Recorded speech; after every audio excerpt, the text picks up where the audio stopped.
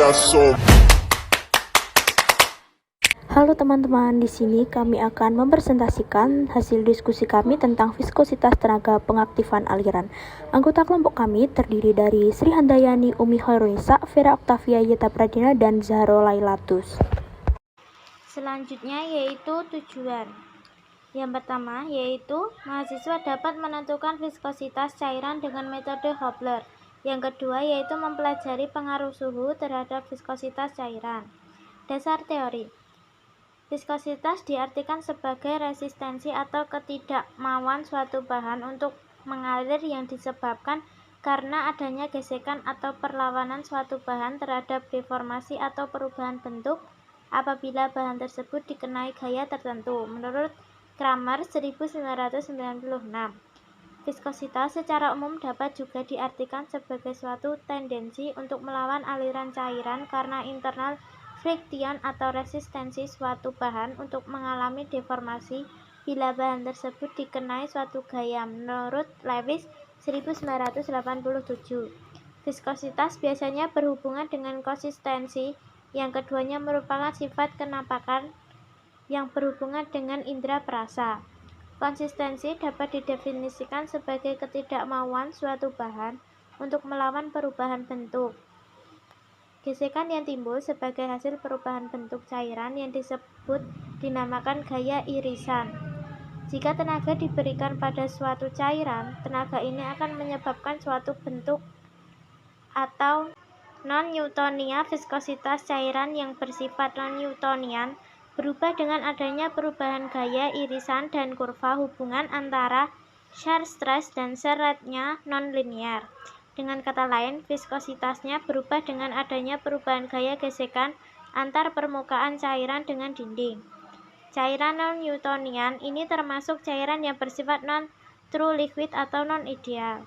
Contohnya yaitu saus tomat, kecap, seluri permen, dan susu kental manis. Menurut Kartika 1990, viskositas suatu bahan dipengaruhi oleh beberapa faktor, yaitu yang pertama suhu viskositas. Berbanding terbalik dengan suhu. Jika suhu naik, maka viskositas akan turun, dan begitu pula sebaliknya. Hal ini disebabkan karena adanya gerakan partikel cairan yang semakin cepat apabila suhu ditingkatkan dan menurun kekentalannya. Yang kedua, konsentrasi larutan viskositas berbanding lurus dengan konsentrasi larutan. Suatu larutan dengan konsentrasi tinggi akan memiliki viskositas yang tinggi pula, karena konsentrasi larutan menyakan banyaknya partikel zat yang terlarut tiap satuan volume. Semakin banyak partikel yang terlarut, gesekan antar partikel semakin tinggi dan viskositasnya semakin tinggi pula. Yang ketiga, berat molekul solut viskositas berbanding lurus dengan berat molekul solut. Karena dengan adanya solut yang berat akan menghambat atau memberi beban yang berat pada cairan sehingga akan menaikkan viskositasnya. Yang keempat, tekanan viskositasnya berbanding lurus dengan tekanan. Karena semakin besar tekanannya, cairan akan semakin sulit mengalir akibat dari beban dengan dikenakannya. Viskositasnya akan bernilai tetap pada tekanan 0 sampai 100 atm. Ada beberapa tipe viskometer yang bisa digunakan antara lain: A. Viskometer kapiler Ostwald. Viskositas dari cairan Newton bisa ditentukan dengan mengukur waktu yang dibutuhkan bagi cairan tersebut untuk lewat antara dua tanda ketika ia mengalir karena gravitasi melalui viskometer Ostwald. Waktu alir dari cairan yang diuji dibandingkan dengan waktu yang dibutuhkan bagi suatu zat viskositasnya sudah diketahui, atau biasanya air, untuk lewat dua tanda tersebut. B. Viskometer Hopler.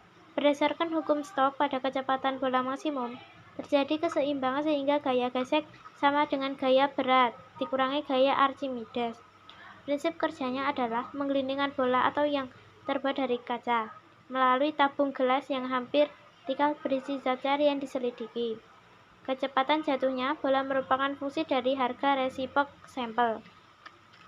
C. Viskometer cup dan bob. Prinsip kerjanya sampai digesek dalam ruangan antara dinding luar dan bob dinding dalam dari cup di mana bob masuk persis di tengah-tengah. Kelemahan viskometer ini adalah terjadinya aliran sumbat yang disebabkan geseran yang tinggi di sepanjang keliling bagian tubuh, sehingga menyebabkan penurunan konsentrasi. Penurunan konsentrasi ini menyebabkan bagian tengah zat yang ditekan keluar memadat. Hal ini disebut aliran sumbat. Di viskometer kon dan plate care, pemakaiannya adalah sampai ditempatkan di tengah-tengah papan, kemudian dinaikkan hingga posisi di bawah kerucut. Kerucut digerakkan oleh motor dengan bermacam kecepatan dan sampainya digeser di dalam ruang sempit antara papan yang diam dan kemudian kerucut yang berputar. Metode Ostwald merupakan suatu variasi dari metode Poiseuille. Prinsip dari metode ini dapat dipelajari dari gambar 1. Sejumlah tertentu cairan dimasukkan ke dalam A, kemudian dengan cara menghisap atau meniup, cairan dibawa ke B sampai melewati garis M. Selanjutnya, cairan dibiarkan mengalir secara bebas dan waktu yang diperlukan untuk mengalir bebas dan waktu yang diperlukan untuk mengalir dari garis ke N diukur.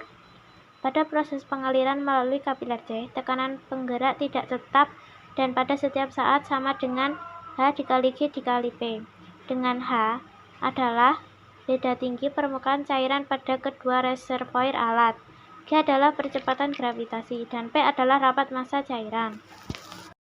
Selanjutnya, alat dan bahan alatnya: piknometer 10 ml, botol Aquades, tabung Hopler 20 ml, gelas ukur 10 ml, beker gelas 100 ml, beker gelas 250 ml, pinset, pemanas spiritus, kaki 3, kawat kasa, pipet tetes, stopwatch, bola, penjepit tabung reaksi, dan korek api. Dan untuk bahannya Aquades, minyak goreng, dan alkohol. Untuk selanjutnya, diagram alir cara kerja A penentuan massa jenis zat dengan piknometer. Bersihkan piknometer dengan Aquades, keringkan piknometer dengan tisu. 2. Timbang piknometer dalam keadaan kosong, catat berat kosong piknometer. 3. Masukkan Aquades ke dalam piknometer hingga penuh, kemudian tutup piknometer, bersihkan dengan tisu. 4. Timbang piknometer Aquades, catat beratnya. 5. Keluarkan piknometer dan bersihkan. 6. Ulangi langkah di atas untuk bahan alkohol dan minyak goreng. B. Penentuan massa jenis bola dengan prinsip Archimedes. 1. Timbang kaca arloji ke dalam neraca, tekan 0, timbang bola, catat berat bola. 2. Keluarkan bola dan bersihkan neraca. 3. Masukkan 7 ml Aquades ke dalam gelas ukur. 4. Masukkan bola ke dalam gelas ukur. 5. Amati dan catat kenaikan volume gelas ukur. 6. Ulangi untuk bahan alkohol dan minyak goreng. C. Penentuan viskositas dan tenaga pengaktifan aliran dengan metode Hopler. 1. Pasang kawat kasa di atas kaki 3. 2. Letakkan beker gelas yang sudah diisi Aquades. 3. Nyalakan lampu spiritus dan letakkan di bawah kaki 3. 4. Biarkan air mendidih. 5. Siapkan tabung Hopler. 6. Masukkan 15 ml Aquades ke dalam tabung Hopler. 7. Isi tabung Hopler lain untuk variasi suhu. 8. Variasi suhu 1 30 derajat Celcius. Ukur suhu tabung Hopler 1 pada suhu 30 derajat Celcius. Masukkan bola ke dalam tabung Hopler. 9. Hitung waktu bola mencapai dasar tabung dengan stopwatch, catat waktunya. 10. Variasi suhu 2 40 derajat Celcius. Letakkan tabung Hopler dalam beker gelas yang berisi air mendidih. Ukur suhu tabung Hopler 2 pada suhu 40 derajat Celcius. Masukkan bola ke dalam tabung Hopler. 11. Hitung waktu bola mencapai dasar tabung dengan stopwatch, catat waktunya. 12. Ulangi untuk bahan alkohol dan minyak goreng. Langsung saja untuk hasil pengamatan. Poin A, penentuan massa jenis zat dengan piknometer. Berat pikno plus Aquades yaitu 44,47 gram, berat pikno 20,22 gram, berat Aquades 24,25 gram, berat pikno plus alkohol 39,32 gram, berat pikno 20,22 gram, berat alkohol 19,1 gram. Berat pikno dan minyak goreng 42,33 gram, berat pikno 20,22 gram, berat minyak goreng 22,1 gram. Selanjutnya poin B, penentuan massa jenis bola dengan prinsip Archimedes. Kenaikan volume Aquades sebanyak 7 ml. Kenaikan volume alkohol sebanyak 7,1 mili. Kenaikan volume minyak goreng 7,2 mili. Poin C. Penentuan viskositas dan tenaga pengaktifan aliran dengan metode Hopler. Untuk sampel Aquades di suhu 30 derajat Celcius memiliki hasil 1,6 detik. Untuk suhu 40 derajat Celcius memiliki hasil 2,16 detik. Selanjutnya untuk sampel alkohol di suhu 30 derajat Celcius memiliki hasil 1,45 detik dan di suhu 40 derajat Celcius memiliki hasil 3,4 detik. Untuk sampel yang terakhir yaitu minyak goreng di suhu 30 derajat Celcius memiliki hasil 1,58 detik dan suhu 40 derajat Celcius memiliki hasil 2,1 detik. Selanjutnya yaitu pembahasan. Viskositas merupakan ukuran kekentalan suatu zat cair yang menunjukkan besar kecilnya gesekan internal zat cair. Percobaan untuk mengukur kekentalan zat cair dilakukan dengan menggunakan piknometer. Prinsip kerja piknometer yaitu mengukur massa suatu zat pada volume tertentu. Sebelum melakukan penimbangan massa zat, terlebih dahulu harus diketahui massa piknometer kosong agar diperoleh massa zatnya saja. Setelah dilakukan praktikum, didapat hasil data yang dapat kita gunakan untuk menghitung kerapatan atau density dari masing-masing sampel dengan rumus di bawah ini. Rho sama dengan M per V, dengan Rho sama dengan massa jenis atau kilogram per meter kubik, M sama dengan massa suatu zat atau kilogram, V sama dengan volume zat meter per kubik. Kita ketahui bahwa pada tabel A dengan sampel Aquades memiliki kerapatan sebesar 0,97 gram per mili. Pada sampel alkohol memiliki kerapatan sebesar 0,764 gram per mili dan pada sampel minyak goreng memiliki kerapatan sebesar 0,884 gram per mili. Bisa kita ketahui dari hasil perhitungan tersebut bahwa sampel Aquades memiliki nilai kerapatan yang paling besar yaitu 0,97 gram per mili.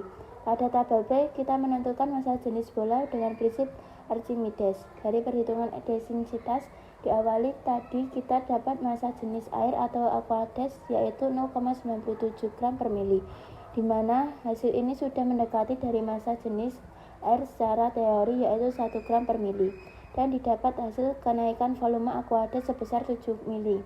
Pada sampel alkohol didapatkan massa jenis sebesar 0,764 gram per mili dan memiliki kenaikan volume alkohol sebesar 7,1 mili. Sedangkan pada sampel minyak goreng memiliki massa jenis sebesar 0,884 gram per mili dan memiliki kenaikan volume minyak sebesar 7,2 mili. Pada tabel C kita menentukan viskositas dan tenaga pengaktifan aliran dengan menggunakan metode Hopler. Viskometer Hopler yang diukur adalah waktu yang diperoleh oleh sebuah bola untuk melewati cairan pada jarak atau tinggi tertentu. Karena adanya gravitasi benda yang jatuh melalui medium yang berviskositas dengan kecepatan yang semakin besar sampai mencapai kecepatan maksimum. Kecepatan maksimum akan dicapai jika gaya gravitasi sama dengan gaya tahan medium besarnya gaya tahan untuk benda yang berbentuk bola Stokes. Kerja viskometer Hopler menggunakan hukum Stokes, yaitu memanfaatkan gaya gesek yang terjadi antara zat cair yang ingin diketahui kekentalannya dengan sebuah benda yang berbentuk bola yang telah diketahui massanya. Kita menggunakan bola karena pada saat mengalami gesekan dengan cairan, kecepatan bola tersebut tidak terganggu karena permukaannya yang tinggi yang tidak memiliki sudut dan memiliki bentuk yang seimbang. Pada tabel C bisa kita ketahui untuk sampel Aquades pada uji suhu 30 derajat Celcius, bola membutuhkan waktu sebanyak 1,6 detik dan pada suhu 40 derajat Celcius 2,16 detik untuk mencapai dasar tabung. Pada sampel alkohol, bola membutuhkan waktu sebanyak 1,45 detik dan pada suhu 40 derajat Celcius sebanyak 3,4 detik untuk mencapai dasar tabung. Dan pada sampel minyak goreng, bola membutuhkan waktu sebanyak 1,58 detik dan pada suhu 40 derajat Celcius sebanyak 2,1 detik untuk mencapai dasar tabung.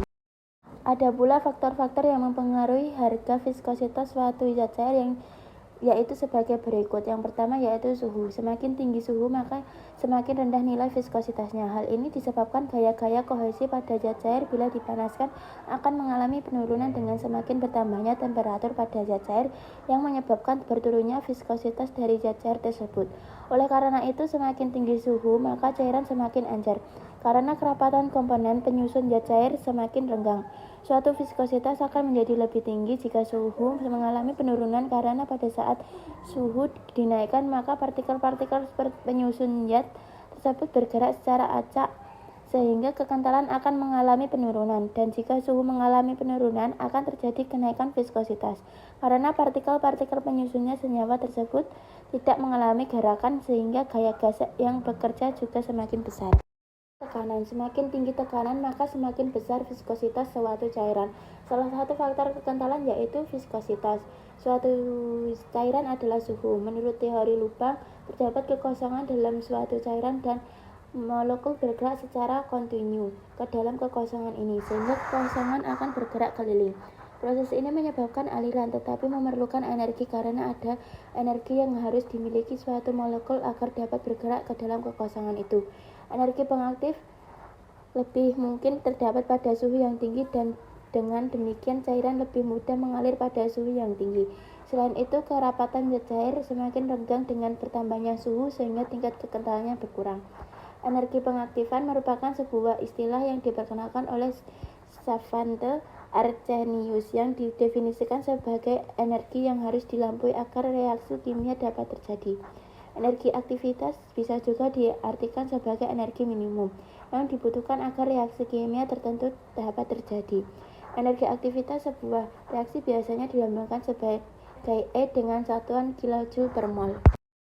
Kesimpulan, yang pertama, viskositas merupakan ukuran kekentalan suatu zat cair yang menunjukkan besar kecilnya gesekan internal zat cair. Yang kedua, semakin tinggi tingkat kekentalan, maka akan kecil daya alirnya atau lambat.